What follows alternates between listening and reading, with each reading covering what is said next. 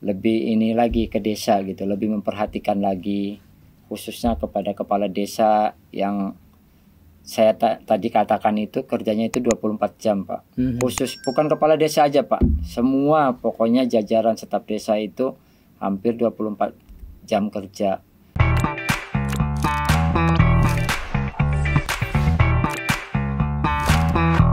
Sahabat, kalau Anda suka belanja sayur mayur di Rau maupun di Pasar Keranggot Cilegon, Anda perlu tahu bahwa salah satu sentra penghasil sayur mayur yang mengirim ke dua pasar tersebut adalah Desa Pejaten. Dan masih banyak keunggulan dari Desa Pejaten, dan kita akan bahas. Sudah hadir bersama kita Bapak Ahmad Rofei, Kepala Desa Pejaten. Assalamualaikum Pak. Waalaikumsalam. Dan terkhusus untuk sahabat Banten Podcast, salam sehat selalu. Kita akan bincang-bincang dengan Pak Kepala Desa Pejaten. Simak berbagai inspirasi dan ide cerdas dari Pak Kades. Pak Kades, cerita dulu nih, biar semua sahabat tahu di mana sih posisi letak Desa Pejaten. Posisi letak Desa Pejaten itu berada di Kecamatan Keramat Watu. Jadi Kecamatan Keramat Watu itu terdiri dari 15 desa, diantaranya Desa Pejaten.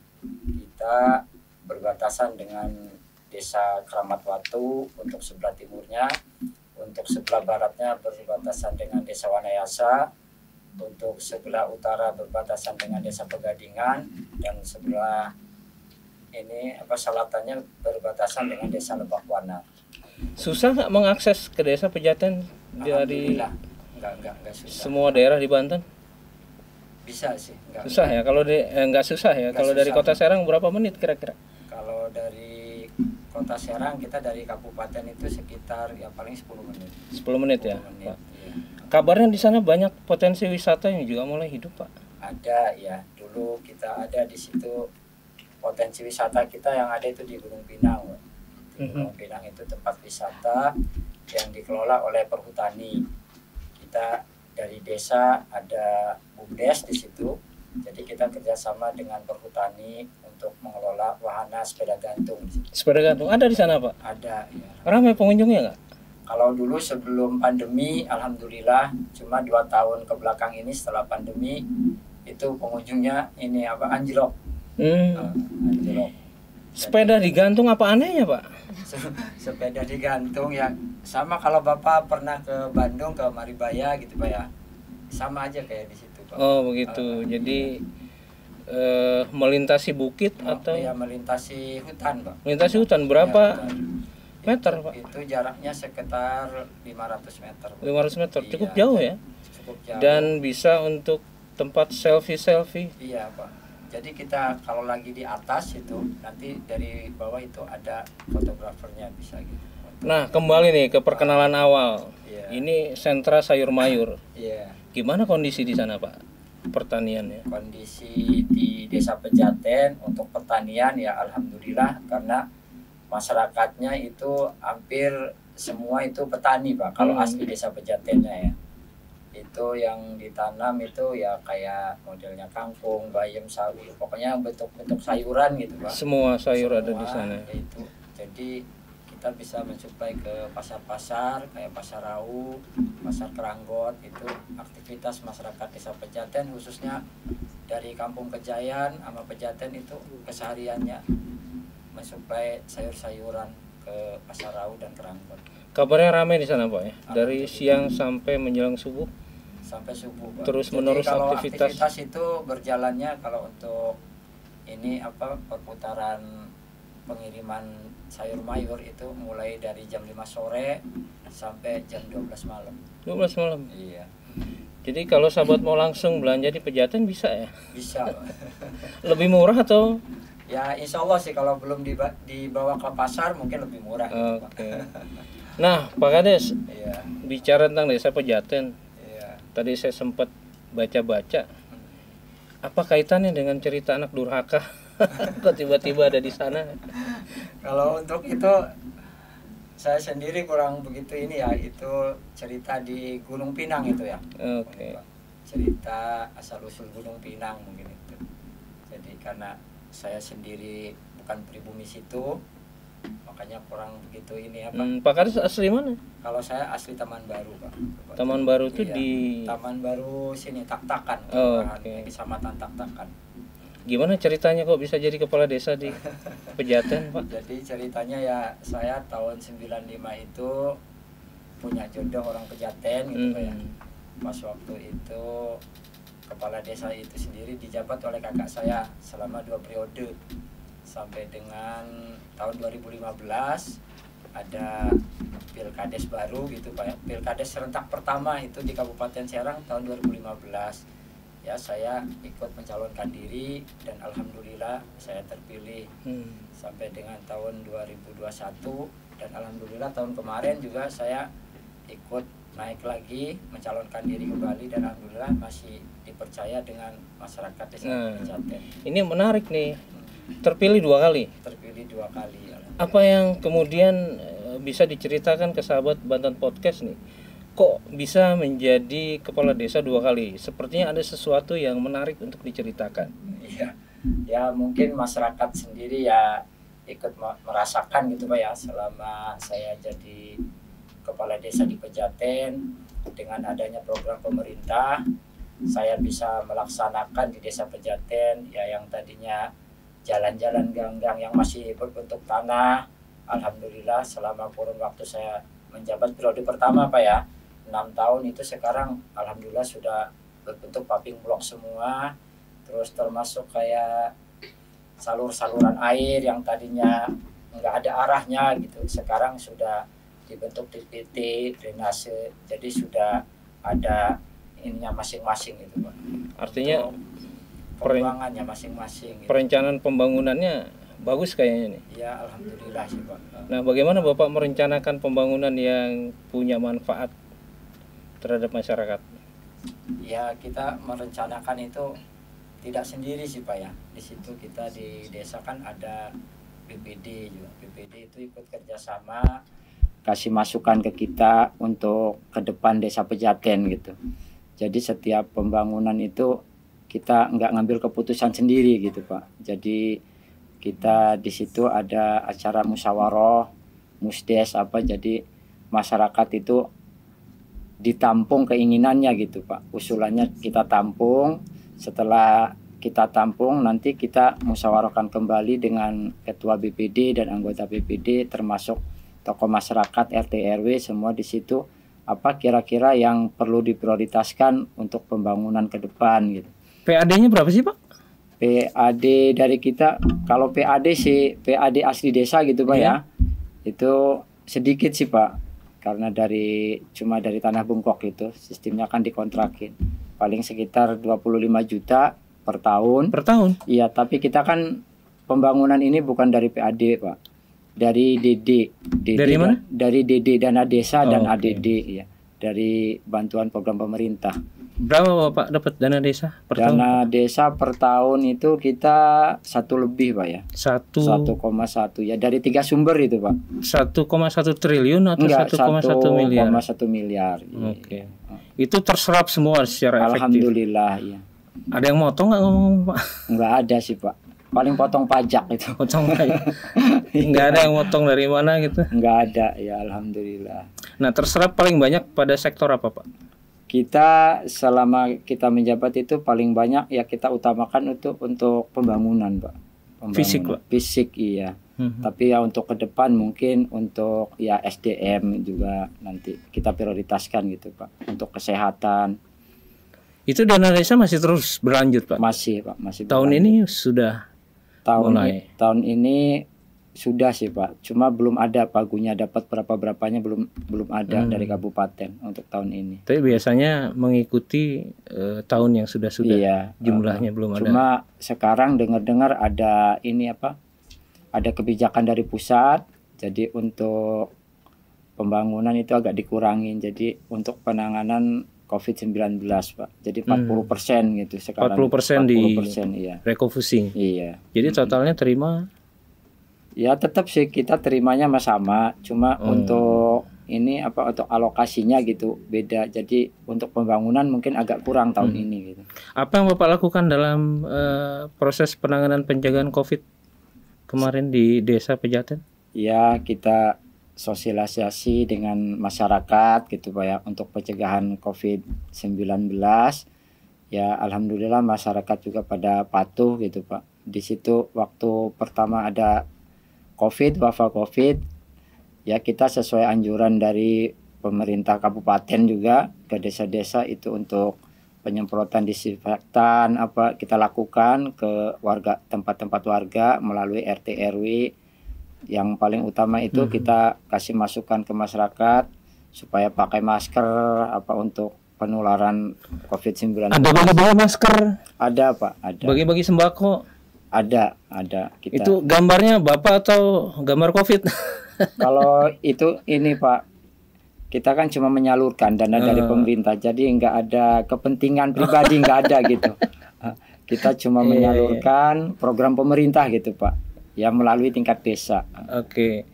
Nah, sejauh mana Bapak menilai tingkat kesejahteraan masyarakat di Desa Pejaten? Ya alhamdulillah sih Pak, karena kita di Pejaten juga termasuk desa berkembang gitu kan Pak ya. Desa berkembang, jadi untuk kesejahteraan masyarakat Pejaten ya meskipun nggak 100% ya 80% sudah sejahtera. Sudah ya. Jadi komposisi profesinya lebih banyak petani. Kedua ya karyawan swasta. Di situ kan ya banyak ini Pak, banyak orang komplek. Kalau orang komplek itu rata-rata semua karyawannya kerja. Kemudian yang ketiga? Yang ketiga itu ya kayak guru ngaji gitu. Dari sisi gender banyak laki-laki atau perempuan? Dari itu banyak laki-laki Pak. Laki-laki. Banyak laki-laki. Iya. Nah kemudian Pak, untuk mengukur tingkat pendidikan sejauh mana Bapak menilai persoalan pendidikan di Desa Pejaten? Untuk tingkat pendidikan ya alhamdulillah sih Pak, karena di tempat kita sendiri itu banyak tempat pendidikan Pak ya di situ. Ya di antaranya itu kalau dari tingkat SD itu ada 33 SD di situ. Ada SMK, ada ini kebidanan, ada fakultas, lengkap sih di Desa Pejaten Pak, tempat pendidikan. Ada fakultas maksudnya ada universitas? Ada universitas swasta ya. Di sana? Iya swasta, ya termasuk kayak Akbid Asia Banten itu ada di tempat kita juga. Jadi mereka alhamdulillah sih sering ada kontribusi ke kita ke desa gitu. Ada pengobatan gratis gitu. Jadi, nah kalau dengar cerita Pak Kades kayaknya Pak Kades kepala desa yang gaul nggak nih? Ya insya Allah sih Pak, kita terbuka dengan masyarakat. Kita nggak membedakan gitu. 24 jam. Kalau kepala desa itu Pak kerjanya 24 jam 24 Pak. jam. Pulang dari rumah, pulang dari kantor ke rumah tetap masih disamperin. Apa yang biasa dikeluhin masyarakat Pak? Yang dikeluhin masyarakat sih selama ini nih masalah bantuan Pak. Jadi masyarakat itu rata-rata nggak puas. Nggak puasnya itu yang dapat bantuan itu kadang-kadang kalau kita kan di desa sifatnya cuma menyalurkan Pak. Data dari pusat. Ya selama ini nih yang lagi terjadi sekarang itu data dari pusat kita cuma menyampaikan melalui RT RW. Contohnya kayak BST.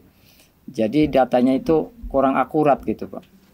Yang punya motor, yang punya mobil dapat, tapi yang benar-benar orang yang nggak punya nggak dapat. Itu yang jadi bumerang bagi kita Pak. Nah biasanya penanganannya gimana itu Pak? Penanganannya ya kita kasih masukan, kita penjelasan gitu ya. Kadang-kadang masyarakat kan ada yang paham. Tapi mau mereka Pak dikasih masukan? Alhamdulillah sih Pak. Butuhnya kan bantuan Pak. Ya butuhnya bantuan. Cuma bantuan itu kan tidak semua masyarakat dapat. Kecuali kayak BLT Pak. Kalau kayak BLT itu wewenangnya desa. Jadi dana desa yang awalnya untuk digunakan pembangunan di cancel dulu, dialihkan untuk BLT Pak. Kalau BLT kan sudah jelas itu karena yang istilahnya yang memilah-milah itu RT RW Pak. Ini benar-benar yang belum dapat bantuan, masyarakat benar-benar yang tidak mampu itu siapa? Nanti mereka yang mendata. Tapi kalau BST kan datanya dari pusat Pak. Ngomong-ngomong kenapa data selalu menjadi masalah di tingkat desa sehingga tidak pernah atau hampir selalu tidak tepat sasaran? Kurang tahu juga itu Pak ya. Kalau kita dari desa sih sebenarnya sudah benar-benar merevisi gitu Pak. Kayak yang dapat bantuan PKH, BPMT. Jadi kita tuh sekarang sistemnya gimana ya? Ada RT RW yang berjalan gitu Pak. Istilahnya Pak Lurah yang ini mas ini sudah nggak layak lagi dapat bantuan. Ya namanya kehidupan kan Pak ya. Udah miliknya udah berbeda gitu. Tapi setelah kita usulkan gitu Pak, tetap yang keluar itu lagi Pak. Bapak kesalahannya kira-kira di pemerintah kota, provinsi, kementerian? Ya yang jelas di pemerintah ini Pak, pemerintah kota, kabupaten. Mereka kayak gimana ya, kayak nggak mau kerja gitu, copy paste. Kita disuruh merevisi, setelah kita bekerja, kita kirimin data-datanya, tapi yang keluar itu lagi. Bahkan yang sudah mati keluar Pak, yang sudah mati itu, padahal sudah kita laporin. Itu yang jadi bumerang di desa. Hampir semua desa Pak, bukan begitu hanya ya? Desa Pejaten, iya.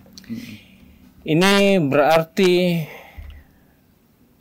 ada copy paste data dari pemerintah daerah di atasnya. Mungkin. Nah, pengaruhnya apakah hanya pada persoalan bantuan atau pada sektor lain juga pengaruh terhadap data itu?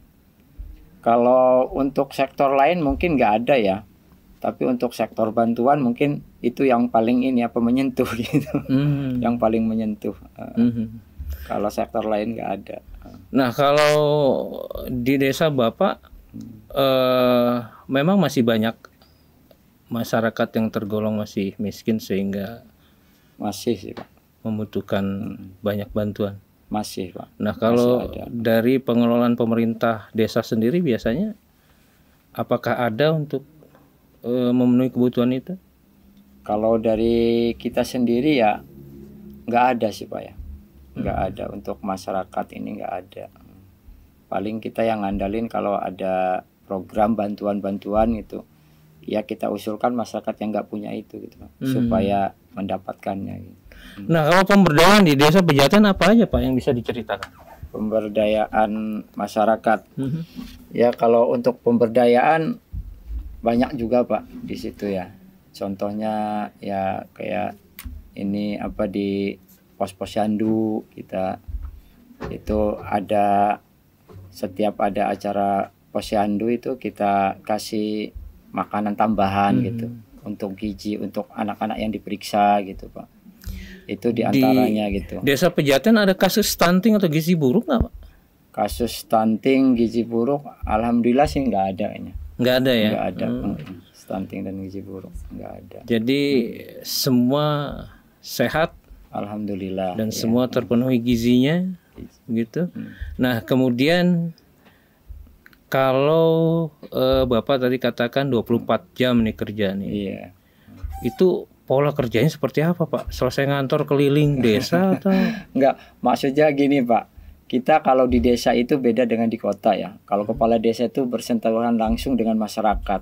Umpamanya malam-malam nih ada masyarakat kita yang membutuhkan SKTM gitu Pak ya, untuk perawatan gitu, untuk surat pengantar. Itu kita telepon ke staf desa, tolong bikinin di kantor desa gitu. Nanti dibawa untuk pengantar ke rumah sakit ini Banten gitu Pak, yang masih bisa SKTM. Ya maksudnya ya seperti itu, bukan kita keliling-keliling terus. Maksudnya kita melayani masyarakat itu nggak ada batas waktu gitu Pak. Kalau untuk di desa gitu. Terus menerus ya. Siaga, kadang-kadang standby. Ya kita sendiri sebagai kepala desa untuk urusan anak-anak gitu Pak ya. Kebanyakan kan ada keributan apa, lagi anak-anak tidur dapat telepon dari polsek gitu. Pak Lurah nih ada warganya yang kasus gini-gini, langsung merapat gitu. Beda dengan di kota Pak. Kalau lurah sama kepala desa itu beda. Kalau lurah kan kesannya udah nggak ini ke masyarakat. Tapi kepala desa benar-benar bersentuhan sama masyarakat. Ngomong-ngomong, kalau tingkat kesejahteraan kepala desa sendiri sudah merasa cukup belum nih Pak? Kalau ngomong kesejahteraan sih kayaknya sudah sesuai dengan belum Pak. Belum. Untuk itu ya. Jadi jauh, apa yang Bapak ingin katakan pada pemerintah? Ya pengen kita sih ya ada perhatian lah nih. kita Perhatian apa nih Pak? perhatian untuk kepala desa gitu Pak. Ya dari siltapnya juga gitu. Minta ditambahin lah gitu. Nambahnya berapa persen Pak? Ya kita mungkin mewakili bukan hanya desa Pejaten Iya, Pak ya. oke. Desa-desa yang lainnya gitu mungkin. Supaya bisa buat ini gitu Pak. Untuk ini ke masyarakat gitu Pak. Karena kita di desa itu terus terang nggak ada ADART-nya Pak. Nggak ada sama sekali. Jadi kepala desa itu benar-benar ujung tombak kepala desa.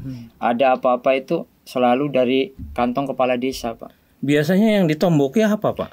Ya umpamanya ada sumbang-sumbangan, ada apa, ada umpamanya ada kunjungan gitu. Itu nggak ada anggaran Pak. Nggak ada anggaran sama sekali. Jadi kita kepala desa pokoknya semua yang itu. Yang biasanya mensiasatinya gimana Pak? Ya paling kita kan mensiasatinya kayak kalau kita lagi ada milik gitu kan ya. Ada milik dari desa ya. Paling kita di desa ngandalin ya kalau ada orang transaksi tanah umpamanya Pak ya. Ya paling itu aja yang diputer-puter Pak gitu. Ya kebetulan saya sendiri alhamdulillah sebelum menjabat sebagai kepala desa dari dulu ya saya usaha Pak. Ya usaha saya itu di toko material bangunan.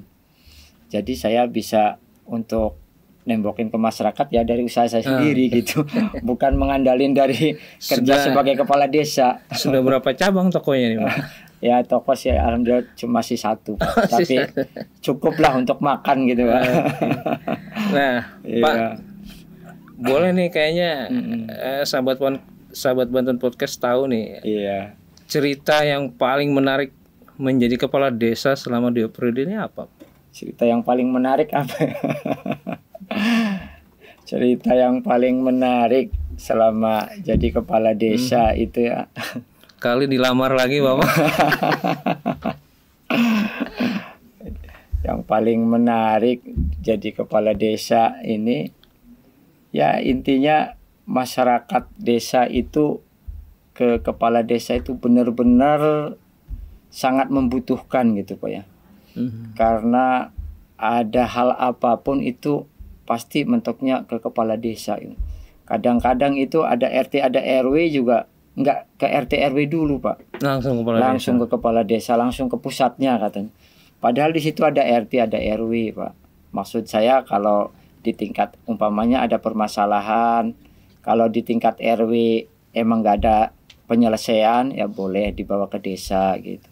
Tapi masyarakat kepuasannya, titik kepuasannya itu kurang Pak kayaknya. Jadi langsung pengen ke pusatnya aja lah, ke Pak Lurah langsung. Nah kalau cerita yang paling menyedihkan apa Pak selama jadi kepala desa? Cerita yang paling menyedihkan saya selama menjadi kepala desa ya mungkin contohnya kayak kita mengurusin warga Pak ya.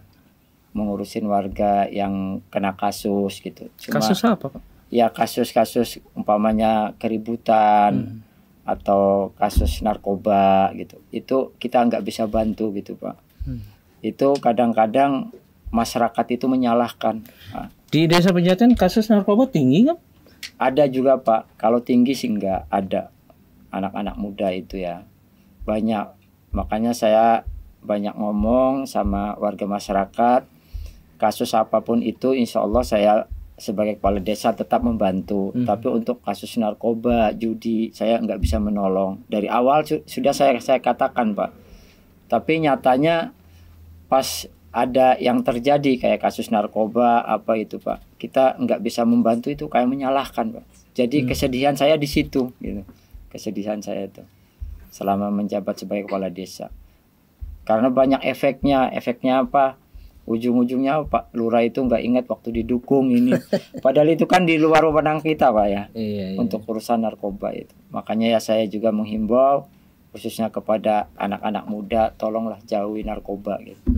Karena narkoba itu ya sangat menyesatkan efeknya. Pak sudah 2 periode. Sampai berapa periode Pak? Ya kalau untuk kepala desa sendiri sih bisa sampai 3 periode. Sampai 3 periode. Tapi kalau saya sih kita jalani dulu yang ini gitu.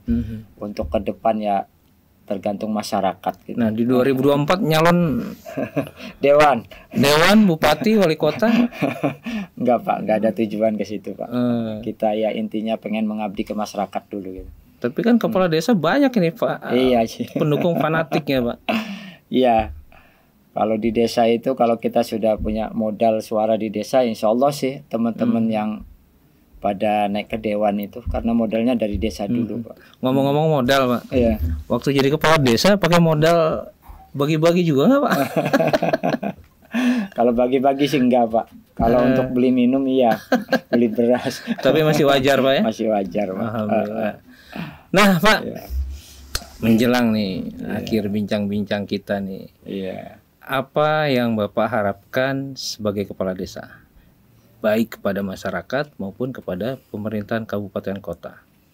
Ya, yang saya harapkan sih semoga khususnya di Desa Pejaten selama kepemimpinan saya untuk 6 tahun yang akan datang Pak ya. Semoga masyarakat Desa Pejaten lebih sejahtera, hidupnya lebih terjamin. Yang tadinya masih membutuhkan bantuan semoga tidak mengharapkan lagi, bisa mandiri.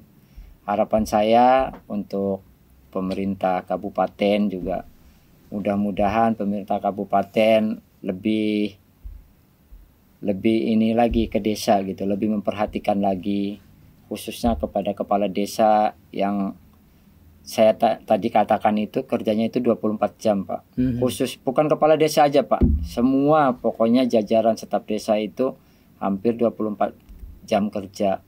Jadi minta diperhatikan lah untuk siltapnya supaya bisa untuk ini apa menafkahi anak istri yang punya anak istri gitu. Memang Pak. dari dana desa nggak ada yang bisa diambil anggarannya secara legal untuk kepentingan? Nggak ada Pak. Nggak ada ya? Nggak bisa karena dana desa itu sistemnya setelah kita APBD-kan itu baru kita laksanakan gitu Pak. Jadi sesuai APBD pelaksanaan di sini. Termasuk siltap desa itu dari dana desa Pak.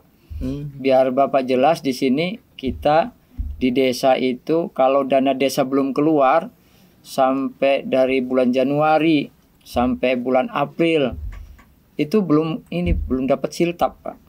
Staf desa termasuk kepala desa, anggota BPD, RT RW semua sumbernya dari dana desa siltapnya itu. Jadi kalau belum keluar itu satu pun nggak ada yang ini. Malah ya mohon maaf ini Pak ya, bukannya kita membanggakan kayak anggota BPD, staf desa semua itu Pak Lurah, tolong sih ini belak-belakan aja ya, pinjemin dulu nanti kalau keluar siltap dipotong buat Pak Lurah katanya. Kan menyedihkan Pak kayak gitu. Sementara kita kerja itu dituntut benar-benar gitu melayani masyarakat. Makanya kalau bisa dimohon ke pemerintah daerah kalau bisa ya setiap bulan lah gitu kita diperhatikan. Untuk siltap khususnya gitu Pak. Ya kalau untuk program lainnya kalau untuk pembangunan apa mau per triwulan mau apa keluarnya itu terserah gitu. Siltap itu apa sih Pak? Ya tunjangan. Oke. Tunjangan. Oke, sahabat, dengan rasa bangga akhir bincang-bincang ini ternyata kita punya diantaranya kepala desa Pejaten yang amanah. Assalamualaikum warahmatullahi wabarakatuh. Waalaikumsalam.